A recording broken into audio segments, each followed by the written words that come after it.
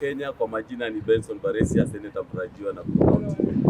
Kwanza kabisa nataka kusimama na familia ya Richard Otieno na kuwapa pole kwa kupoteza mpendwa wao. Lakini sasa kama Mkenya mzalendo ambaye anajua sheria, ningependa kwamba kuona kana kwamba haki ya jamii ya Bwana Otieno imefanyika, na kama wazee wa mtaa tunasema Otieno asipofanyiwa haki, kuna tambiko ya Wajaluo tutafanya kule, tutaleta wenye wameua Otieno kwa meza kama serikali itafanya, kwa sababu kama itabidi tuende kwa wazee watatatua haya maneno. Kwa hivyo ninawaambia wale ambao wamepanga kuua wa Kenya kwa sababu ya kusema ukweli, tuko na spiritual constitutional court that you will not manage.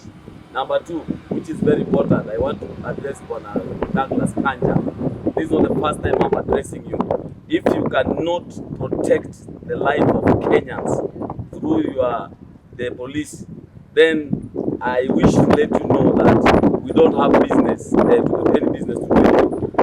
I want you to tender your resignation, because all these questions that are going unanswered, because I'm told Mr. Otieno had reported these threats before, but nothing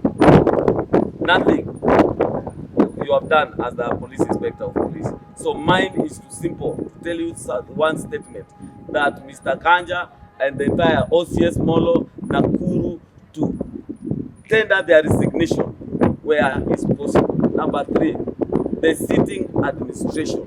We know very well, all of us went to the streets and opposed the finance bill. It was not, according to the law of the Republic of Kenya, peaceful picketing is enshrined in the Constitution. But now we have gone peacefully picketing, and you have called us the name of broad-based government and concessional talks, but now you are killing us. This thing of abduction must come to an end, or else a commission of inquiry should be formed to look into this abduction. Bwana President, you are the one with power. We appeal to you honorably to stop this abduction thing. These are our kids. They went to the street to oppose the finance bill peacefully, because they have gone through the constitution, they understand the law, and they know their rights. They didn't touch anybody, but now they are disappearing. We are calling upon young men and women, come 2027, I don't know if we'll get there, Gen Z will give you a statement of telling you, we are tired with this administration. Start packing quietly and go. With Molo, we are waiting to see the way you are good in covering. We are tired and we are no longer afraid of anything. We are coming for you. To speak on which I'm the president of the Kenya Bunge la Wananchi Caucus. We are gathered here in Nakuru County, and the purpose of our gathering is to address this matter of the gruesome murder of our brother and our colleague, the late Mr. Richard Otieno. My colleagues have spoken, and that is the stand of the Bunge. We are saying, as the members of the Bunge la Wananchi and as the civil society organizations, that we want to know, we're demanding to know what led to the death of Mr. Richard. We know that before his death, he reported several threat cases at the Bagon police station and in Molo. And the police there, and together with the OCS in Molo, they all have the information about the late Richard's information about the threats and even matters touching on his death. Second one, before Richard died, there were some people who assaulted him. That is also a matter that is before the court, meaning the police were to give him full security because he had made a lot of reports at the police about his life. Therefore, as the Bunge, we are only concerned that why must we lose innocent Kenyans? Why must we lose young people simply because they are speaking their rights? It is not right to find yourself in such a very awkward and a desperate position that the late Richard found himself simply because he spoke all that he was supposed to speak. The Constitution is very clear on how we need to operate. We have the right to express our opinions.